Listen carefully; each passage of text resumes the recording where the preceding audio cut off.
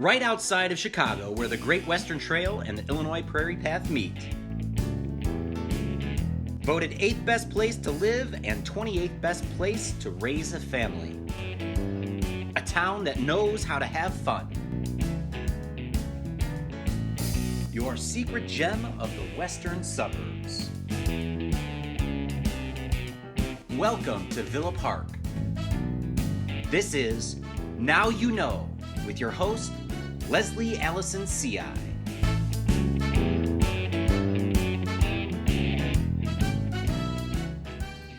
Hello, Villa Park, and welcome to the 4th episode of Now You Know. You never know where you're going to find us, and here we are today at Cornerstone Used Bookstores. Yes. Is that how you say it? With the owner, Kathy Carwell. Hi. Hi, Kathy. Hi. How are you today? Great, good to be here. I understand that you have an anniversary coming up. Congratulations. Thank you. 20 years. That's quite a run, given that we've gone through a recession and the internet and COVID, and here you are still standing. Yes, April 1st was actually the day of our anniversary, and I know that morning I looked in the mirror and went, wow, it's been 20 years, and thought of all the different things that have happened in the last 20 years to bring us to where we are today. Well, that's wonderful. Hopefully we can delve into some of those little puzzle pieces. I would like that. Looks like we've changed quite a bit. I would like to invite everybody on Sunday, June 12th from 12 to 4. We're going to have an anniversary party. It's really a thank you for the community. We've appreciated your continuous patronage through the years. We're going to have live music outside, Cuppy's Donuts, new food truck, Spoon Burgers. We have a balloon artist coming and face painting. We're doing a sidewalk sale, and the proceeds from that, 100%, is going to the Salvation Army to send a Villa Park child to camp, and a bunch of other things. So we're really looking forward to it, and we hope you can join us. Wow, very cool. We're going to have to follow up and find out more about the like camp. That would be really neat. So let's get started here. First question would be, what do you owe to the longevity of the business? You know, there's a couple things, but the first thing is 100% the customers. I mean, there's not a day that I don't come into work that I don't love it. I think the customers know I love it, and I think that makes a difference. But we have customers that we see every day. We have some that come in a few times a week. Often they'll call here and check and see if we have a book, if it's something that they need before they order online. And even if we don't, I always let them know we appreciate it. I think people do want to support small business in whatever way they can. And so I think the customers throughout the years, we run full ages from little kids that come running in and know right where to come to our older clientele. And on Wednesdays, we do a senior discount, and they'll come in. We know a lot of them by name, their stories, what they read, what they like. And without the customers, we wouldn't be here. So I've watched that evolve through the years. I've watched next generations of people get married and bring children in and babies in, and that's been enjoyable as well. The second thing I would say is our staff. Betty's been with me 19 years. I still remember the day she stuck her head in to see if we were hiring. I have several ladies that have been with me 10. After COVID was over, after the state allowed us to reopen, I had 2 or 3 of the women that, because of health concerns of themselves or family members, weren't able to return back to work. We hired 3 new women, and they've been a phenomenal fit for the Cornerstone family.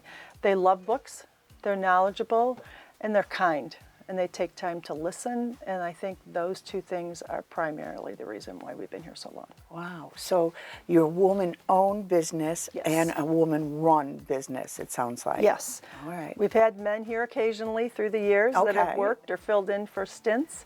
But So no, equal primary- opportunity. Absolutely, but we are definitely, at this moment in time, 100% women-owned. All right. And women ran. So you mentioned that you had to, close down for COVID. Obviously, everybody did.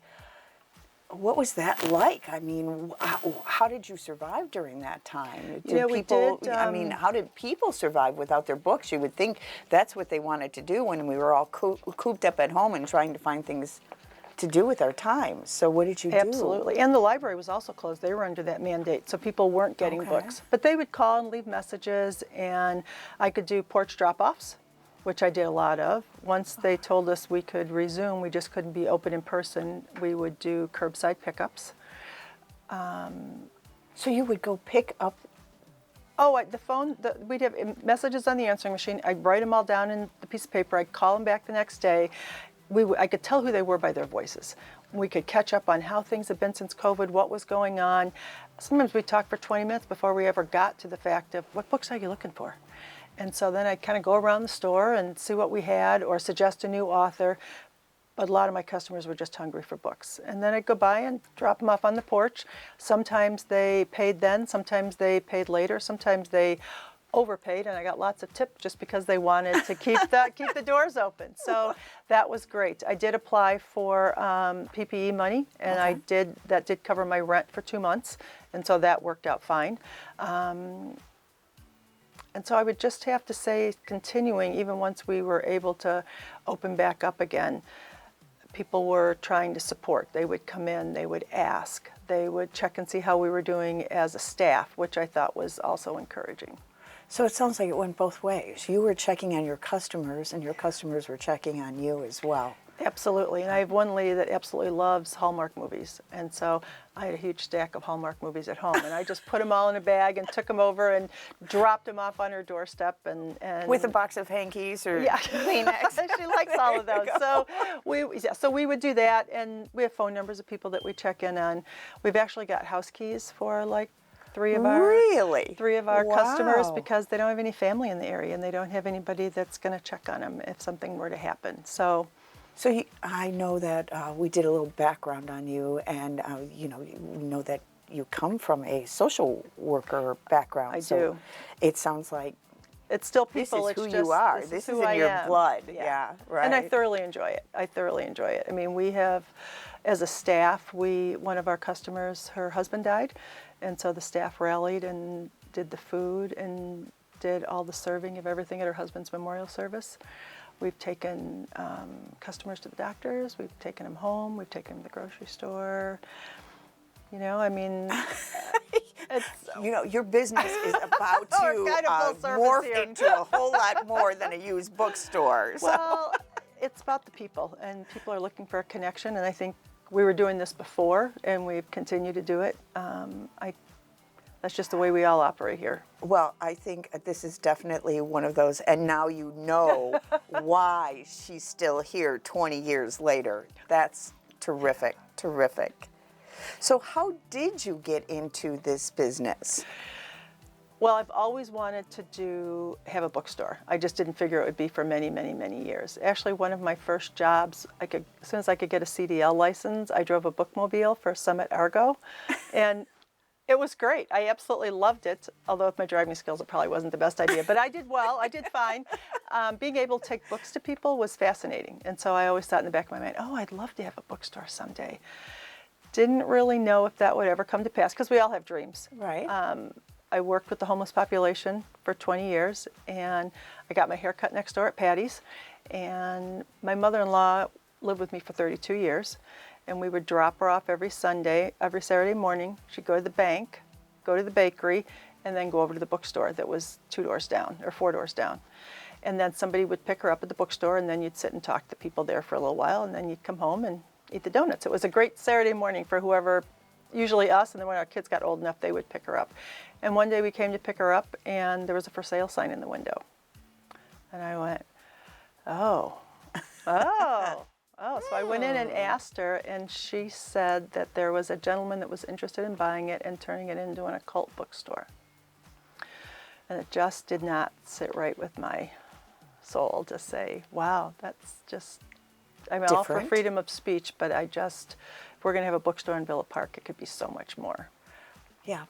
I mean, yeah. Yeah. So I went home, talked to my husband. He was 100% supportive, always been my biggest cheerleader, always encouraged whatever I wanted to try. I was a little nervous about not having any business experience. I mean, in the beginning, I used to keep the money in a pencil case stuck in the pretzel box in the back room. I mean, I was pretty low key when we first opened. But I had a friend who was interested, and he owns businesses, and he offered to be my silent partner and help instruct and guide me in how to keep things going and be able to bounce things off of them in those early years. We put in an offer, and 30 days later, we were taking out all the bookshelves and all the books and started all over again. Wow. So, yeah, April 1st, 2002 is when we sold our first book. So Amazing, yeah. amazing. Yeah. And I was admiring your bookshelves back there, and you actually have the ladder that goes all the way to the top, you know, the ladder that you can slide up and down. And you want to tell us a little bit about where you got that piece from? Yeah, that's actually an interesting story as well. We were in Deb Conroy's location, which is 4 doors down, from 2002 to 2009. And there was a video store here prior to that, during that time. And once Villa Park decided that you couldn't have pornography in the city limits, and that's the kind of movies they had in the back room. I mean, they had all the Disney stuff and all the things out here, but they had the other things in the back, and that's where they were making a lot of money. And they just closed up and left. And so I'd walk over and I'd kind of peek in at this empty store and think, wow, just think of all the things that we could do here. So approach management, and I think they were looking for more of an anchor store, kind of like a big name store. But we talked and thought, I think we can make this a go. So it took us about 6 months, because they had to go through all the process of all the things they needed to do to empty. And in the meantime, we knew we were going to need a lot more shelves. And my dad offered to build them for me, which I thought was very generous and very kind. And then we looked at the price of oak, and then we looked at the price of lumber, and that was way before now, when the prices are sky high. And so we started making plans and drawing things out when a customer told me about Brent's Books downtown that was going out of business. And they were selling all their fixtures and all their shelving. And so I called them, and they wanted, like 10 times more than what I could afford to pay.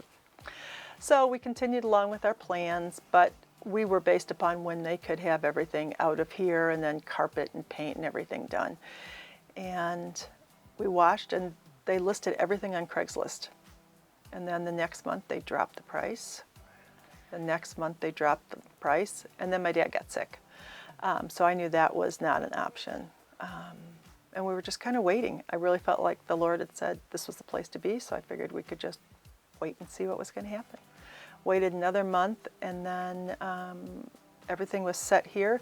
We had 30 days to get ready to move, and all of a sudden they posted and said, we have to be out of here in 30 days, we'll take an offer. So we made him an offer, went downtown with the box truck, made several trips back, and so 90% of the oak shelves, the ladder, the counters up in front, all of that came from Brent's Books. Wow. So while I was sad that they were closing, it just made me feel good to know that the bookshelves were going to hold books again. Yes, right. And so, new life. New life again. And so one of my favorite stories is when we got ready to move. So we got ready to move, and it's like, this is going to take a lot of logistics. And I don't measure well. I have a tendency to go, oh, I think if we move this amount of books, they're going to fit over here. I am clearly still wrong. So whenever staff will hear me say, I really think if we decide to move biographies, they'll fit over here if we do. So it's usually to get to A, we have to do B, C, D, E, and then I'm usually off by about 3 feet. So when it came time to move here, it's like we're drawing all the diagrams and whatever. And the men's basketball team from Wheaton College, about 20 customers, my family, friends from church, neighbors, we all came over on a Saturday. We never closed the store. I had people staged over here, people staged over there. And you were still doing sales? At both stores. Oh, you're looking for biographies? I think they're over there where the big sign is. And so we literally did an assembly line and had some carts. We had a friend that owned a moving company, and they had some rolling carts. And we moved everything from one store to the other with all the people. And I had customers that still showed up like for 2 weeks that would say, I'll just go over and like start organizing science fiction if you want. Or I'll just go over and start doing this. It was awesome. I mean, I look back, and it was just such affirmation and love that I just felt like from the community, as well as helping. And a lot of them wouldn't take thank yous or free books or anything. They just said, you know what, we can help, and so we will. Tell us a little bit about the location. Give us the location again. Okay. We are at 22 South Villa Avenue in Villa Park. Currently, we are open from 10 to 6, Monday through Friday, 9 to 5 on Saturday, and since January 1st, we've been open 11 to 3 on Sundays so that people that work during the week can still come in and shop. Wonderful. Yeah. Yay, yay. So, and tell us about the books that are here. I know that there's a bunch of different books. I walked around. One of the things that I love about this store are the handwritten notes of your recommendations, the we love And notes. that has a great story. Betty read a book. We're all readers here. Betty read a book, and in there, anything that has to do with books. So we kind of had a whole set of them, anything that has to do with reading, or a little bookshop on the corner, or the bookshop in Berlin, or the little bookstore in Paris. And one of them had done these little reading recommendations, and then they'd put them on the books. And Betty said, I think I would like to try that.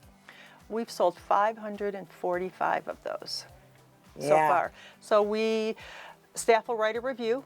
It's why you like it, not necessarily what's on the back of the book. We put them in there, and then she takes them home, and at night she writes them up and does the curly Q ribbon because she likes to do it. And again, staff love it here. Betty's been great, and she does this just for the pure joy of doing it and her love for the bookstore. But yeah, as of the other day, we had 545, I think, have sold. It's these little personal touches. I can tell that the Make a love, difference. you can just feel the love in here. There's a lot. Yeah. Yeah, there's a lot Yeah. between staff and customers. And I mean, I never come in, you were asking me where the books came from. Sorry, I'll backtrack a little. We never know what's going to walk in the door. I'd say about 50% are donated. People are cleaning. Someone's passed away and they're emptying a house. Or they just need room for more books. So sometimes that's the case. Like, I can't take any more books until I move some of these out, and not all of these books can be your best friend, or else you'll wind up with a bookstore like me. So that's kind of what happened. It's like, okay, I can fill this up with what I have at home.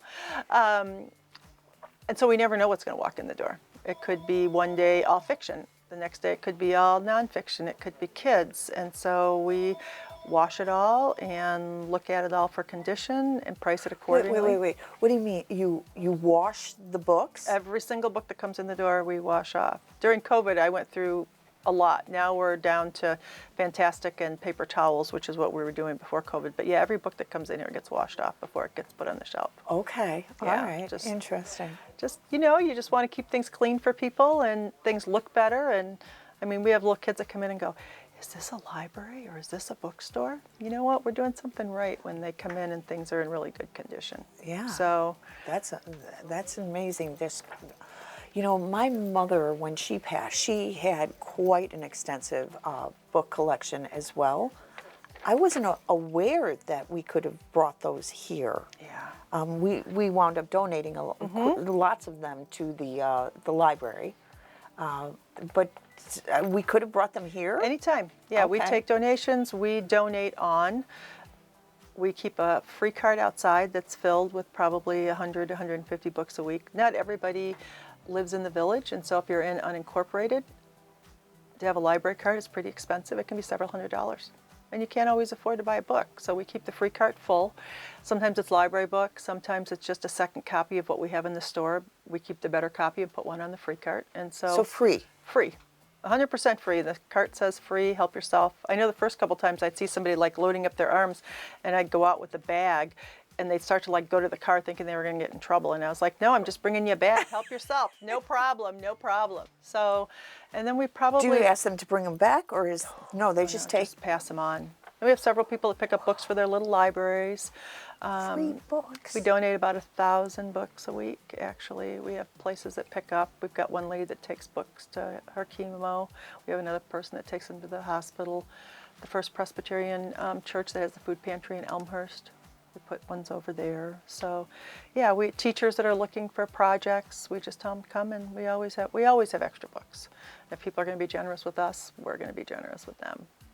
Kathy, you're awesome. You are awesome. Well, thank you for saying that. You can tell I love I'm what sorry. I do. I have to say it. Oh, I do love what we do here. So that was my next question. How many titles do you carry? But on any given day, We have about 85,000 books in the store and about 5,000 records in the store. So, and even the records is an interesting story. Yeah, let's talk a little bit about the records. In 2012, I had cut out this little tiny 1-inch ad out of the paper that said records. And my son was coming in, and I said, for Easter, and I said, hey, you know what, let's go look at this. I go, I have a surprise. And he goes, oh, am I going to carry more books for you? Because when we first started, I would get books all over, and he would like come and be my muscle. So I said, no, this is for you. I said, I don't know what it's going to be like, but let's go check it out. So there was a print shop in Addison, all the big print machines, and then all around the parameters, they had all the records. And I said, go take a look. So he was starting his vinyl collection, so he went over and looked. And I thought, I'm just going to come over here and sit and make a grocery list. Well, I didn't want to take paper out of the garbage, although it was a printing company, I probably could have. So I walked into the office, introduced myself to Chris, and we started talking. And they didn't have a storefront. And so by the time we left, we'd started with one box by the register of $3 records. And 6 months later, we added 4 cases. And then within a year, we had added that whole side of the wall. And then a few years later, we added the 2 along the back wall.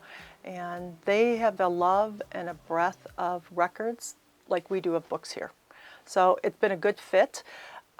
We don't have as much crossover as we originally had thought between the vinyl and the readers. Usually it's more one or the other. Some are both. Okay. But we're their storefront, and again, we're happy to do it. So Chris and Peter are great. They know a lot, and they buy records. So sometimes they'll meet people here and go through their collections.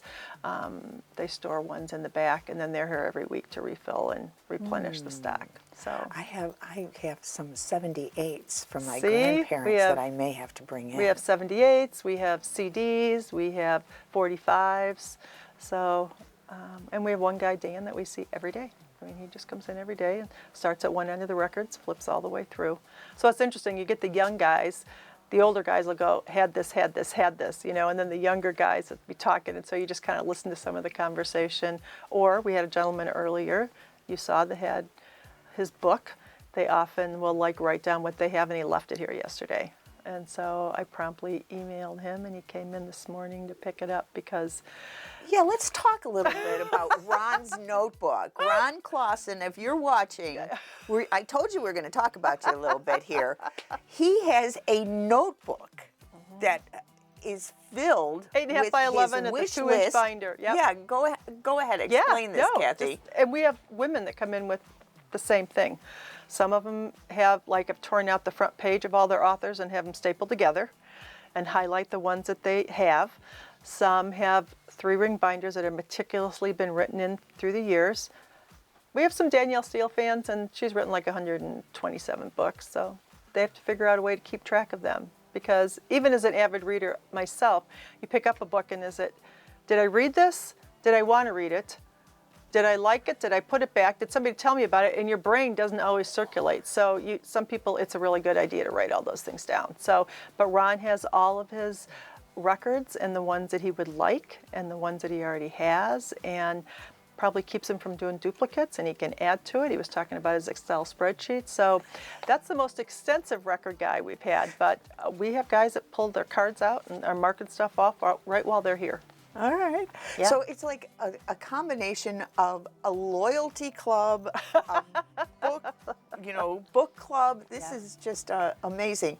And using the technology. I like the idea that they're using the Excel spreadsheet, but then still reading the books, the paper book to hold in your hands. It's fascinating looking at some of those. I think of the hours it must take to keep those curated like that. So, yeah. Wow, that's amazing.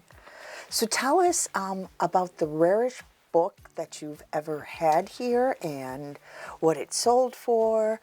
I know this one. Do you? Oh you yeah, I shared told it you. I gave you. So in the bottom pile of a whole stack of beat up books, there was a very good condition, early Gone with the Wind, and we sold it online for $3,500. Whoa. So that's been by far the most expensive book. And we sold that online. So, I mean, the store prices are anywhere between $4 and $8. So clearly, that's not a book that we would have priced and put in the store. Okay. I guess the okay. exception would be we have some leather books and some Franklin books up front, and the leather books cost more, but our general stock in the store is between $4 and $8.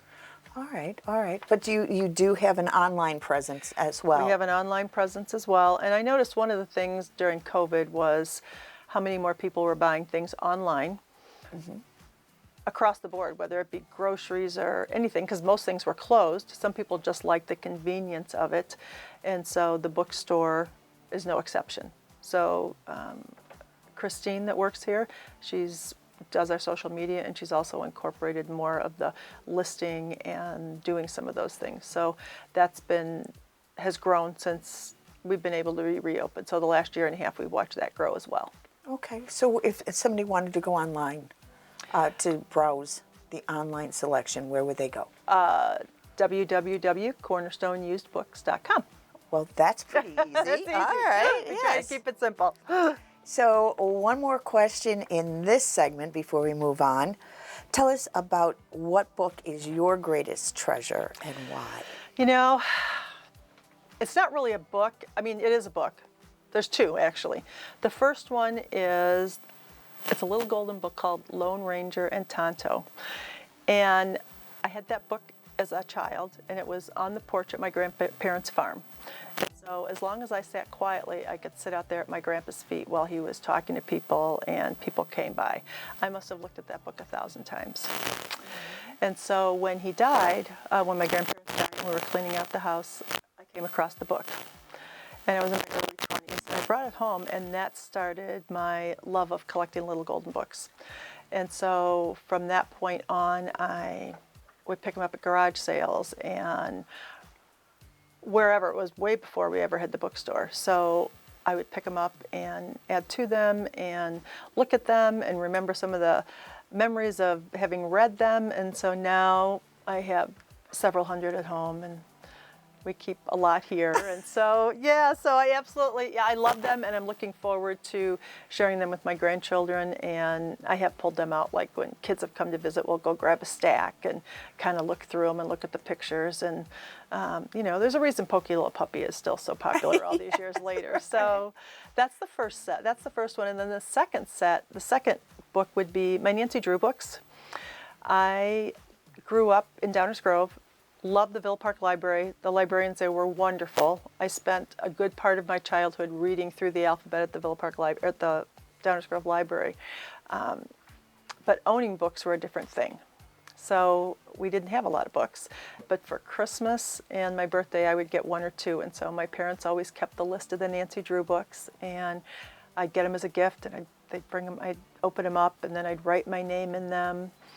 And then I lent them to a relative and thought they were gone. And about 20 years ago, they came back. She called and said, I found your box of Nancy Drew books. So she shipped them back, and just the smell of the paper and the nostalgia and seeing my name written in there, they're on my shelf in my office. And actually, when COVID started and we were home, I went downstairs and reread them all. And it just brought such a feeling of this is where that love was. This is where that reading was. So, and one of the people during COVID that had reached out was somebody that lives locally, and his daughter was reading him and wanted certain numbers. And so there's a stack behind you, and I would, you know, go through and recommend and add to, and sometimes sneak an extra one or two in and drop them up on his porch. So, yeah, so those were my two. And that's just because of what reading represents. It's not necessarily the storyline of the book or anything else, because neither storyline was all those, you know, was anything that was totally gripping. But for a child to start getting immersed in reading and to have a lifelong love of them and to own them, it's way up there. Yeah, yeah. Well, it sounds like it's in your soul. Yeah, it is. I really think that books should be like a fifth love language or something. So, yeah. Awesome, awesome. So tell us a little bit more about some of the other things we talked about. You have every book known to man pretty much well, here. you know what? We keep a little bit of everything here. Okay. This is the children's section. Valerie does a meticulous job keeping track of everything. So, I mean, she's got 9 boxes in the back to go through next time she's here. And it'll take her a while to go through and curate all those and wash all those and find homes for all those and figure out which ones we're going to donate, which ones we're going to put on the free cart, which ones we're going to add to our sidewalk sale for the kids going to camp. So we have a pretty good children's section, and it's kept very well organized. That's helpful. We have a lot of nonfiction. We have a lot of history, so we keep that pretty fresh. With the amount of books that sometimes we get in a day or in a week, we could fill the whole mall. So we can't do that. So Not yet. Not yet. Not yet. No, we can't do that. So Give us time. no. Just I'm trying to just keep curating what we have. So because of that, we figure because we see so many people on a regular basis that we want to make sure the stock is fresh. So if somebody all of a sudden brings us in 25 books, which actually yesterday somebody brought us in 40 books on the Vietnam War. So then we wash them off, and then we'll go over there and check the history section, see if we have any duplicates, check the dates, because we date the inside of them all when they came in. Okay. And then we'll replace them with something that's newer. All right. Now, you know, of course, as soon as we do, somebody's going to come in and want the book that they Right. saw last week, and it's not there. Yes. But you can't keep everything, and so it really is kind of an art to try to figure out what it is that we should keep and what we don't, because we can't compete with the new stores. You can pick up a new book at, everything from Walmart to Walgreens and online, and so while it'd be nice to have some of the newer books, we do get some, but there's just so many that we really think, oh, maybe you'd be better off with the beginning of a series or older books that people can't find if they're just going to walk into one of those stores. And people Okay. still like to touch Yeah. and feel and read. And so I think there's a place for buying books online, absolutely, as long as people are reading. But I think there's a much, much, much bigger place for holding on to it, touching it, and then being able to I have a friend that reads a lot, and so I'll grab a stack of books from home after I've read them, and I just give her a big bag, and then she reads and takes really good notes, and then we meet every couple of months and talk about what we liked and didn't like, as if these characters are family. So, those are the kind of people that you just feel a connection with because they get it. Right, right. Talking about books that might be hard to get, I did notice that you have a whole book shelf of banned books, which do. There were some interesting titles on that.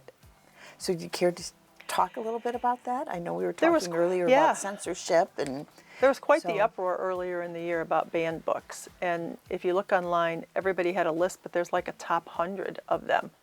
And so when I'm looking over at the list now, you've got Madeline L'Engle books, you've got Alice in Wonderland, you've got Night, you've got The Great Gatsby.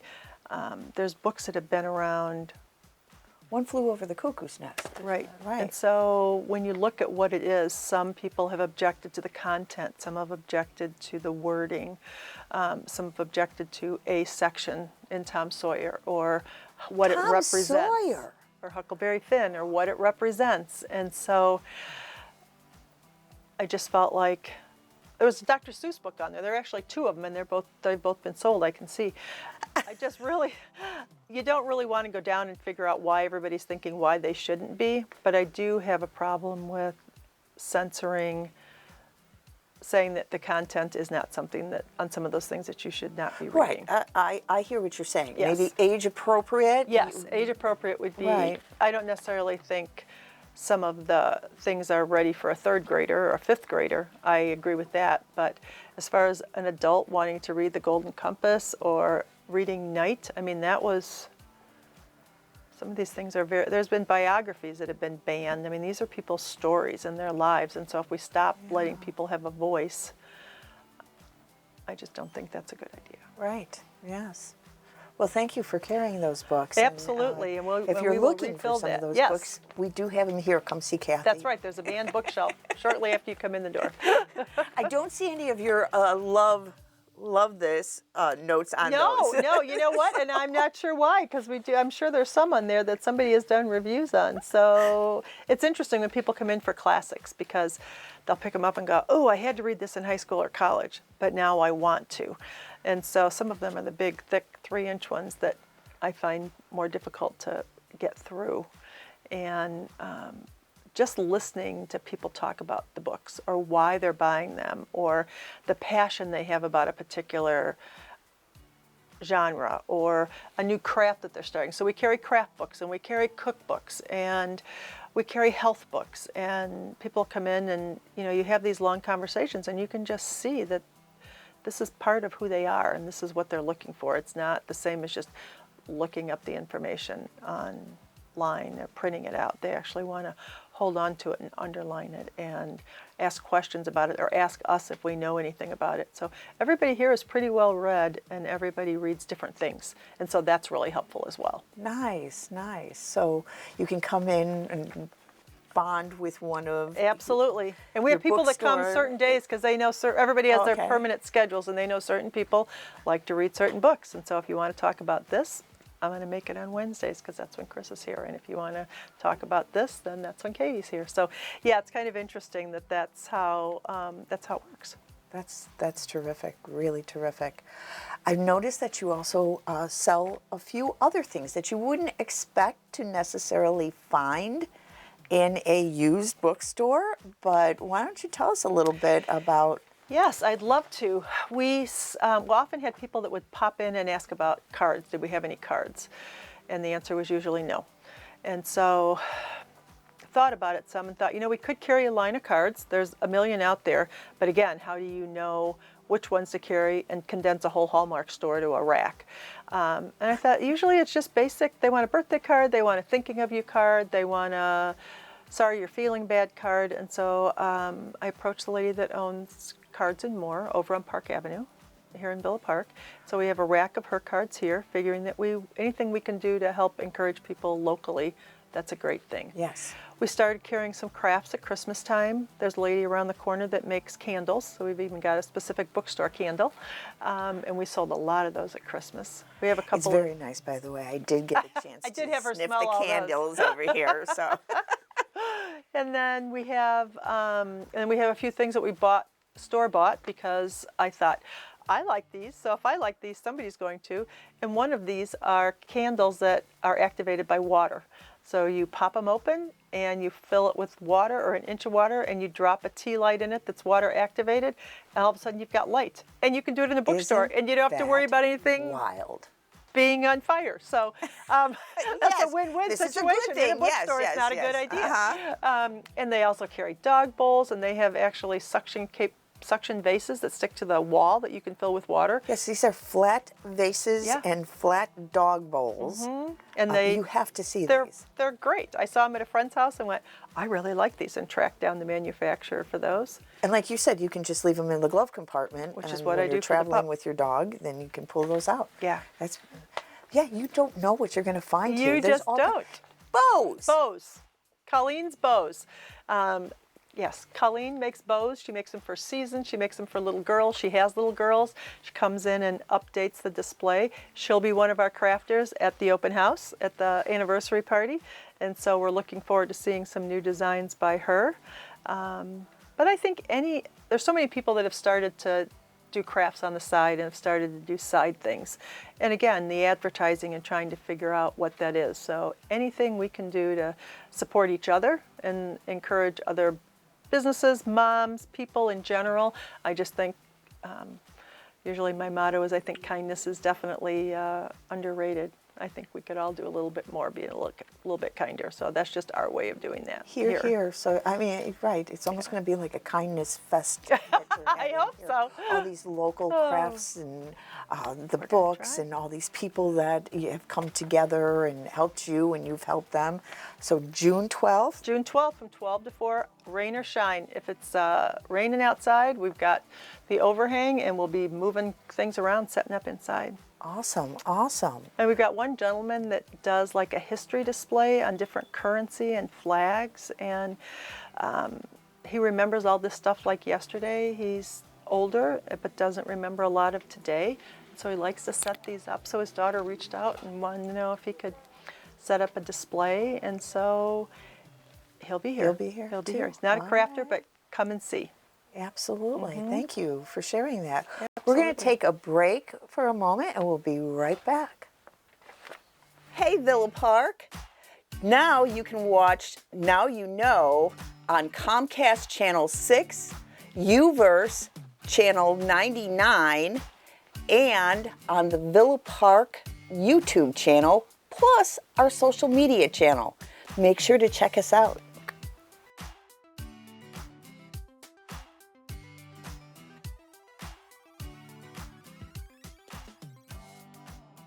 Welcome back, Villa Park. We are here today at the Corner Store Bookstore with Kathy Carwell. And we just got done talking about all the different books that are here and the upcoming 20th anniversary fest that they're going to be having here on June 12th. And so now we're going to get a little personal. We're going to kind of go a little bit deeper and find out more about you, Kathy. So tell us what characteristics you think a person needs to be a successful independent bookstore owner. Ooh, I think a love of books. Absolutely, I don't know anybody that would want to get into owning a bookstore if they didn't really love books. Knowledge and trying to keep up with the trends and what's coming up, and because book selling, while you think it's as old as it is, there's also still nuances and things that have changed. I think having employees that care, employees that are invested in with it, because I think the customers can tell that. Being a member of other trade organizations, American Booksellers Association does a phenomenal job of hosting trade shows and having resources available, and all of those things I think are important. I think it's also important to know what you don't know. Like when I started, I muddled through doing my taxes and all those kind of things. Sometimes you just need to know what you don't know and figure out a way to hire out for that. I wish I'd hired a bookkeeper sooner. Sooner than I had the accountant. I have a wonderful accountant the last 15 years, but that definitely was not a gift that I had in the beginning. And when I sat down to do things, I wished I had looked sooner. There's an online group of booksellers that we can reach out to and ask questions, from things as simple as, who do you guys use for your insurance? To, have you found a good credit card processing that's not charging an arm and a leg? To, I'm getting ready to do a festival, what do you recommend for giveaways and who have you dealt with? So I think trying to stay in contact. Most towns don't have more than one used bookstore. They may have a used and a new as far as being independent, but basically we are independent. And so I think learning from each other is huge, and being open to listening to your customers, because I think depending on where you are, different locations have different needs. So whether you're in a rural area, whether you're here, and so I think listening and finding out what your customers want, whether it's just talking to them or whether it's surveys or whether it's internal conversations with your staff. And it sounds like you have a very good rapport with both your customers as well as your staff. I love our customers and I love our staff. I mean, everybody here, we've called it Cornerstone Family for a reason. I do. I care deeply about them. I know about what's going on in their lives, and they know about what goes on in my life. So I think that's helpful. There's an open sharing. It's not really like employee-employer. It's not really like customer and whatever. A lot of this is just family. I mean, we've got one gentleman that we all get together in October and take him out for dinner for his birthday. And then the staff all goes, and that's what we do. So pre-COVID. So, but we'll probably do that again this year. So we have customers that, she brought me 4 boxes of Girl Scout cookies because she knew how much I liked them and it held them aside. I'm not sure I needed 4 boxes, but I wasn't going to turn them down. I was happy to share. There you go. And Christmas time, we're thoughtful, and they're thoughtful back to us. So, yeah. So I think the caring part and not looking at it like it's a business. I mean, nobody's going to get rich off of used books or even the profit margins on large books. I think we all do it because we love it. Yeah. And if you get up in the morning and you're happy what you do, there's not a day that I've walked in working here that I haven't been just walked in and went, So yeah, I love it. Yeah, not a day that, there's never been a single day in that I haven't loved walking in the door. Awesome. So now you talked about, sometimes a town will have a used bookstore versus a new bookstore. do you carry new titles here as well? You know, when Borders went out of business, we thought we would, but the cost of the more you buy, the bigger the discount from the publishers. So since we weren't going to be buying a ton, the discount we were getting was less than what you could buy them online for. And then there were so many to choose from. How do you choose? So we started and just had like 20 up in front and didn't know whether to pick the newest ones but then those are people are picking up at Costco or at Walmart or whatever. So we tried it for a short time and decided there was just a lot of money invested into it. And because there were other options for those, we weren't. But on the flip side, bookshop.org, you can order any new book you want, and it benefits local business. So you can go into bookshop.org and you can put in Cornerstone Books and you can order any new book that's printed out there, and then they give us like 5% or something. So that comes back to us, and we're happy to order. We do have accounts with a couple of the publishing houses, and often customers are willing to wait until we're able to order if they don't need it right away. Okay. So, all right. and it's funny because you think the library is the library and has all their books. But for years, when they would do their book clubs, they didn't want to buy a bunch of copies. So I would buy a dozen copies of a book for the book club to use for their book club. And then when they were done, then they would bring them back. And then we would sell them here at the store. So so it was a good partnership, and it worked that way for a long time. Worked, so it was just always kind of funny. No, we don't have those yet. They're still at the library. It's like, But that was just another case of us working together to provide books for whoever needed them. Okay. Yeah. Well, and it does seem like you're very fluid, because I did ask you about if an author wanted to come and do a book signing here. Is that something that you would be open to? Anytime. We've had them reach out. We've done a couple. We just have to have a little bit of notice to rearrange things. But we are always happy. All they have to do is just call or email, which is info@cornerstoneusebooks.com, and say that they're interested. So we're always happy to host, whether it be a children's one or comics or an adult book. Yeah, anytime. All right. What do you enjoy most about being a bookseller? Oh, hands down, the people. I mean, just being able to talk to people, and it's like-minded people that enjoy books as much as I do, and knowing there's always, if books will come in, when they come in, I'll go through them. It's like, ooh, I haven't read this one, or I haven't read this one. Or finding out myself when somebody will bring things up and I'm like, oh, I didn't see this, tell me about it. And they like the author, and then they tell me things about books. And so I've got a running list from customers of things that I would like to look for based upon what they've recommended. So I think the books for sure, the people, but just being able, I think, and I know it sounds kind of corny, but just the joy that it brings, when you'll see a parent and a child sitting over here and they're going through the books, and they'll spend, an hour on a Saturday morning just reading out loud with one in their lap. And I'm thinking, they're developing this love of reading, and it started here. Yeah. And so, or it started at home, but they're continuing it here. And so it's been great to just watch that, or recommend, or a parent will come in and say, I have a junior high child who doesn't really like to read. Is there anything you can recommend?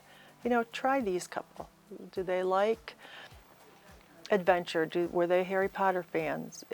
Do they like horses? Do they like whatever? And just trying to find something, and then having somebody come back and go, they really like this one, but they didn't like this one, or they didn't like this. And then you're just kind of furthering along these steps of having people like to read. So, yeah. Yeah, I'm seeing that right now. I have a grandson that is in 5th grade. Mm-hmm. And we've been reading to him his entire life. He is now writing. He could be one of your authors. Ooh, I love it. I love it. Will, bring him this in. is your chance. That's right. Bring him in. Well, we start him early. Bring him in. He actually started a book writing class, or a writing class, over at Westmore a couple of years ago. So there you go. But it all started with the books. Yeah. So speaking of grandkids, I know you have a couple. Have they been here? Have they sat here? I do. I have a 1, a 2, a 3, and 4-year-old. There you go. So yes, 2 are in Virginia, 2 are in Michigan. And so when you asked how we did during the shutdown, one of the blessings of the shutdown were the Michigan family were able to come and stay for 10 weeks. they were able to work remotely, and so they stayed with us, and we got to thoroughly enjoy the grandkids. And my son was able to work from here, and so in the process, they sold their house in Philadelphia and bought a house in Michigan, and then moved in July. So, but we see them pretty regularly, and all the kids have been here. And kids get up early, grandkids, they're usually up the crack of dawn. Right. And often I'll come in and ship books early, like 6, 7 o'clock, and then go get donuts. So I'll bring whichever child is up with, and or the dog, both. Okay. And they'll go Are up you and down dog the friendly aisles. here? Yeah, we are dog friendly here. So we had a round table in the front and a golden retriever that used to be here for many years before we expanded on the records, and then before the golden retriever died. But he would lay under the table, Winston, and we'd have kids that would come up, and I've got some pictures that they would lay under the table to sit and read to the dog. To the dog. You know that there is a program like that, right? The Yeah. Sit Stay Read program. Yes, yeah. And this is Yeah. we're going back like 15 years now, or probably 10 to 15 years by now. But yeah, so that was fun. But she'll come, we bring the dog, she'll sit over here and look at books. So yeah, they've all been here at one time or another when they're in town. It's always kind of a good stop to make. We're going with Gigi to the bookstore, so yeah. So now you know Cornerstone Used Bookstores That's right. is dog friendly. We are dog friendly. We are dog friendly. And they even have water And we even bowls. have water bowls, that's right. So, okay, I think I know the answer to this because we touched briefly on it, but what is the worst thing about being in this business? The very, very, very, very, very worst thing, I didn't even have to think about this one, is technology. I do not like technology. If something can break, if I walk near it, it will. It's like, how many times can you push the button on the start and have it do the same thing? Cash registers when they don't work, the credit card machine that when it doesn't work, the alarm system that may not work, or I can't figure out how to do the code. I'm just not genetically predisposed to technology. So, yes, if I could do everything in pen and paper, hence the money in the envelope and the pencil box when we first started, it's much easier. But now we do. Now we do not keep people's credit. So when people bring books in, we add up the retail prices, and then we give them a credit slip for 40%. Oh, nice. So all of our paperbacks are 40% off to begin with. And then if you have your credit slip, you can use that for 40% off additionally. So that's a good deal. A credit never expires. Anybody can use it. So sometimes people bring in a bag of books and go out with one. Sometimes they'll bring in a pickup truck full, and then they just use the credit until it runs down. And so I'm completely losing. A pickup truck? You've had people drop off We've learned to ask. truckloads of books? People call and say, I have a lot of books. And to some people, a lot is 2 shopping bags. Earlier this year, we had 100 boxes delivered that we unpacked in the back with a gentleman that was very helpful. It'll probably take me all summer to get through because we still continue to have other ones going through. That was from somebody's home? Somebody in Chicago, it was a builder that was going, and they were helping to redo like foundations and interior things, and the guy's basement was completely full of books, so they couldn't touch it until it was done. So he packed them all up, and they called and asked me if I wanted them. So now we ask, when you say you have a lot of books, and I say, if it's a pickup truck full, we need like a little bit of notice so I can make room in the back. Otherwise, you can bring in any amount at any time. Okay. So, yeah, sometimes they're donation, which I'm glad these were, because that would have been taken a long time to figure out the credit for those. But Yeah. so they can use that. And then we do not have credit slips on computerized. That's the only thing that we don't, because Comcast goes out so often here Yes. that if Comcast goes out and you want to use your credit and we can't pull it up, then customers are not happy. So we can either keep your little green card or you can keep your card.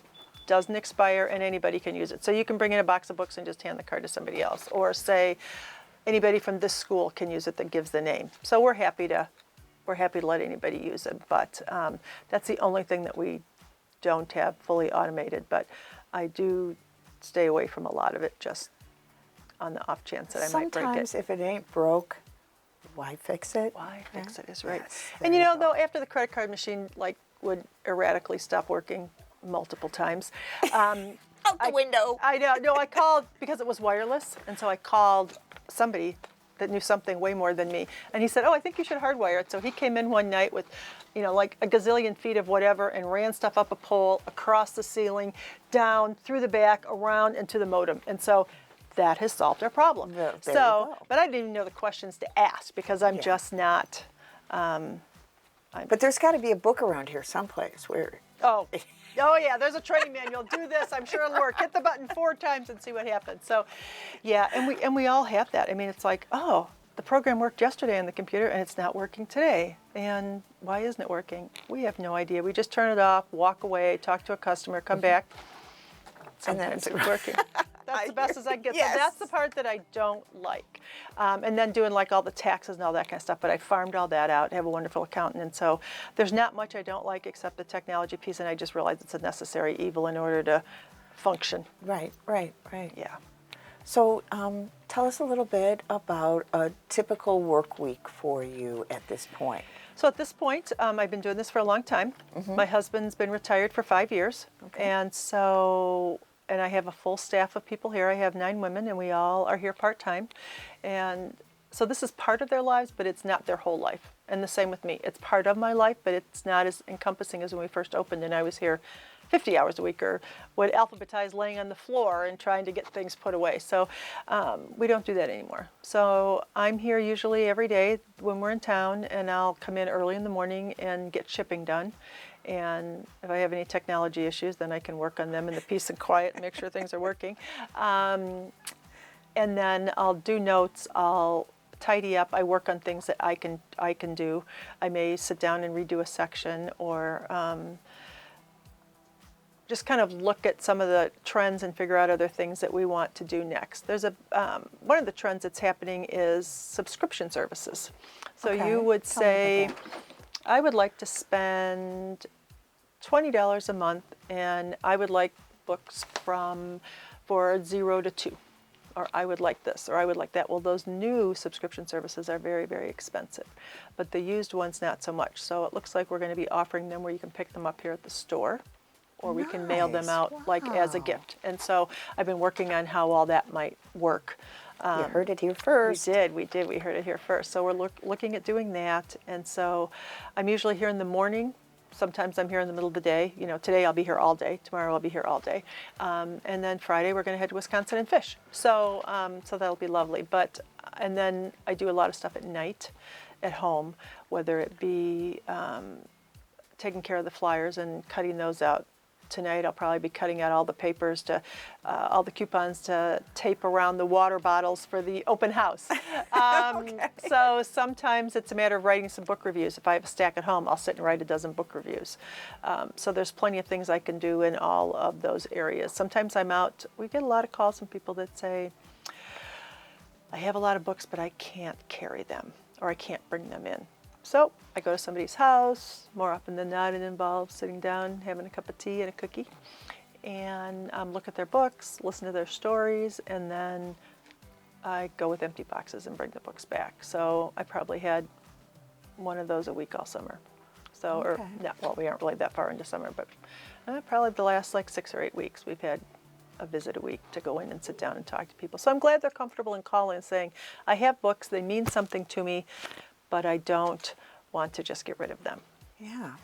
So you said you write the book reviews. Yes. Now, is this a newsletter? Is this an email newsletter that goes out, or is this just online? It's the reviews that we put on those books that we saw the tags of that you saw around the store that Okay, I told you. yes, So yes, we do yes. those. Okay. And then I personally try to do things how I would like them done. I get way, way, way too many emails, and you buy something and all of a sudden now you get an email for everything when all I really wanted was the confirmation. You know, so we do 1 email a month, and Christine has will be doing more of that. She's also handled our social media the last month or so, and so we're watching how that's growing, and that's made a huge difference. But I think the newsletter and the email, so she'll do an email blast that will talk about the sale and what we're doing. So it'll be 1 in May and then 1 in June. And then sometimes we'll follow up with a thank you or a coupon, but we try to keep it very minimal just because I don't want to have everything be clicked and thrown in the trash. And there's really not that much to say. We post a lot. If we get a whole lot of books in, like Kristen Hanna's a good author, or Stephen King, and all of a sudden we open up and there's a box of 20 new ones, we'll take a picture, write a review, and then she'll post those on social media just to say, hey, look what we've got in the store. to let people know what's come in, because there's so much fiction, there's so much nonfiction. We carry a pretty good selection of Christian books, both fiction and nonfiction, devotionals, Bibles. We have a gentleman that comes in, and because you can't take hardcovers to the prisons, he will come in and get soft covers, and he'll buy half a dozen Bibles, and I'll give him half a dozen. Why? You can use them as a weapon. Okay. So no hardcovers. So Okay. yeah, the things we learn from our customers. Yeah. And we have a few customers that have relatives that are incarcerated, and you can't send them books unless they come from a bookstore.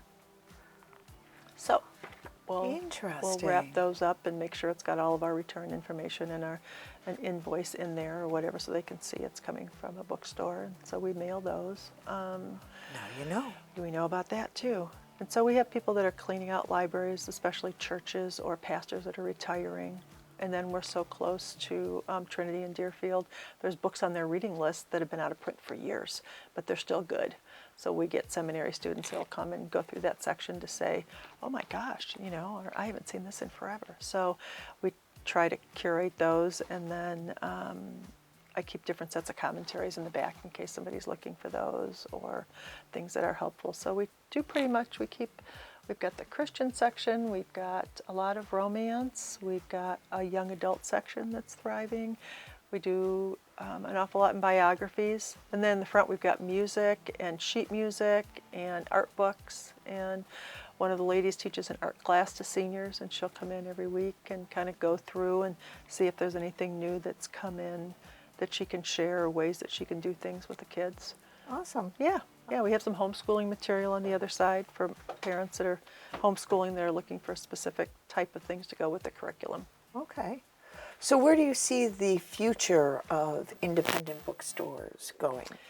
I think continuing to be responsive to what people want, whether it be a book fair at the school, whether it be a book club for a young child, like a mother and daughter book club once a month. We've looked at doing those.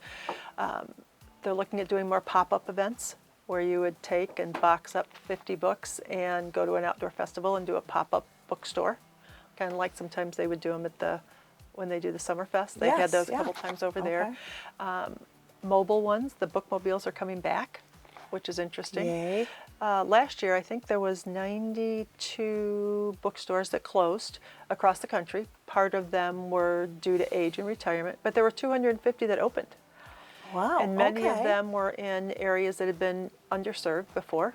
Many of them were minority-owned, women-owned, and so I think that's a plus.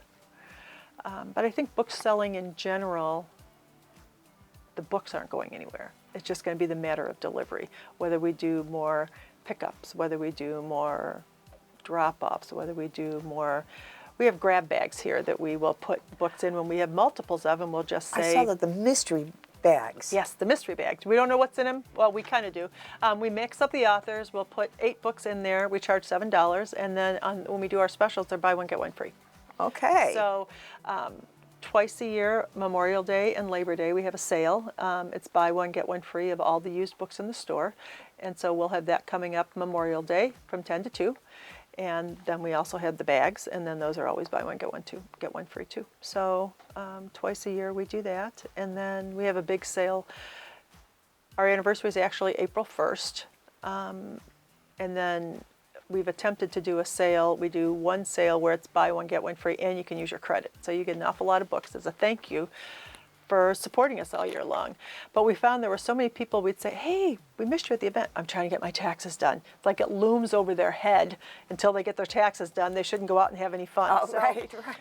And so for all of us that wait until the end, so then we started doing the sale the week after the 15th, like somewhere along the 20th or the 25th or something. Oh. And so we had that.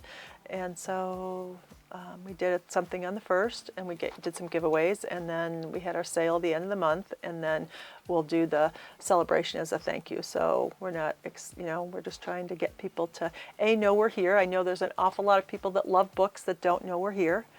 Villa Park has 4 shopping corridors. You've got North Avenue, you've got St. Charles Road, you've got Roosevelt Road, and you've got Villa Avenue. I mean, there's 40 stores between 40 businesses between me here at this corner, all the way down Villa to the Historical Society. And so we just encourage people to look local. I mean, when you shop local, you're putting money back into your economy as well as helping a small business. Yes, yes, it's very true.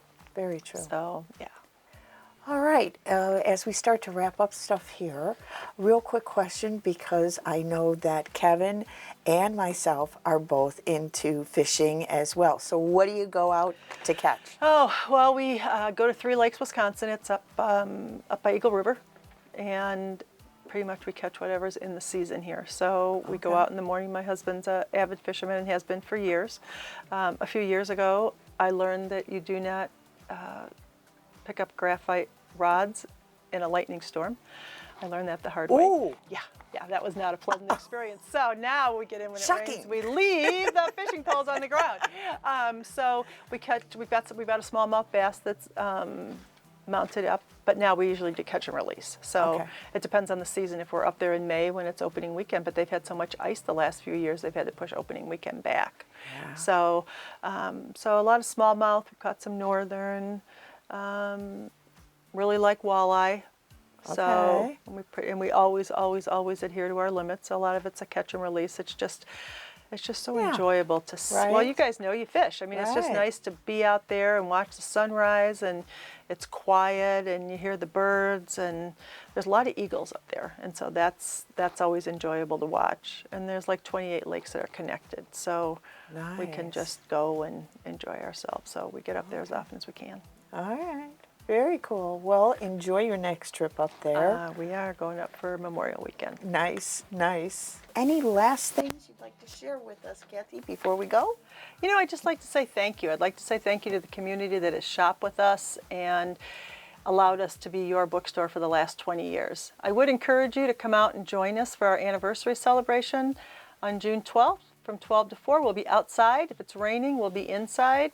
We'd love to meet you. We'd love to find out what your bookstore requests and needs are, and we'd love to be able to try to supply whatever it is that you need or whatever would make your book shopping experience better. Awesome. And then, as you know, it is a tradition on this show. know. We've only done 4 episodes so far, so I know we've had people tagged. Trust me, we are trying to get a hold of this. All But right. it's a little difficult when somebody tags somebody else. I have to go now and convince that other person to actually come on our show. But we're going to get them. We're working on them, and we know who you are. So I know you have somebody you'd like to tag, or actually a couple. I do. You know what? I would love to tag Dawn and Pedro at Cuppy's Bakery. They have been phenomenal. They have supported the community has supported them. They do a lot of things behind the scenes. They donate, they help, they add to things. They are always willing to help, and they are always there. Plus, our whole family loves their donuts. I mean, we pick them up and take them when we go all over the country, so they would be my first choice. Awesome. All right. Well, we're going to come after you, Cuppies. You guys are up next. So, all right. Thank you so much. Thank you. This was great. I love this. This is terrific. You have a beautiful shop, and it's filled with love and books and dog bowls, and just it's all awesome. And the records. I mean, You know what? It's been you great. have to come check this place out. And when we moved, we went from 800 square feet to 3,600 square feet. And so being able to have a bigger place, being able to have people sit down, being able to have people do things has just been such a blessing that I hope we're able to continue to do this for many years to come. Awesome. Thank you so you. much, Kathy. Thank you. Today's episode is sponsored by Cornerstone Used Books, located at 22 South Villa Avenue in Villa Park. On Saturday, June 12th, from noon to 4 p.m., Cornerstone Used Books will be celebrating its 20th anniversary right here in Villa Park. Tune into Comcast Channel 6 or AT&T UVerse Channel 99 today for the latest episodes of Now You Know with Leslie Allison C.I.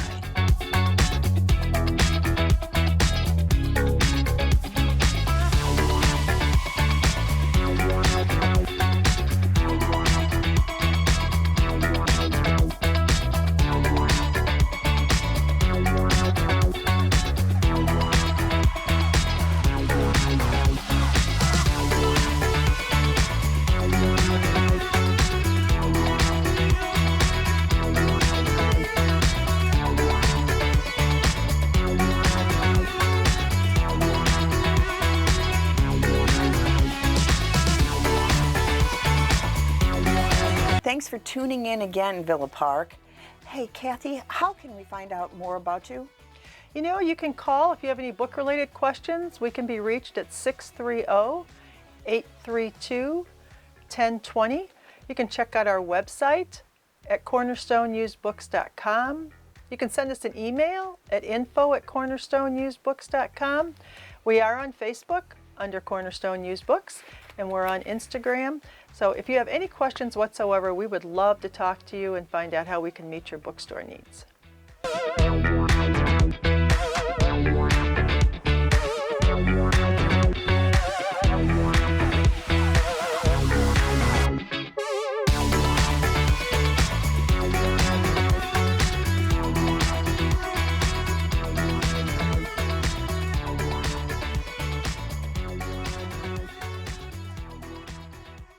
we're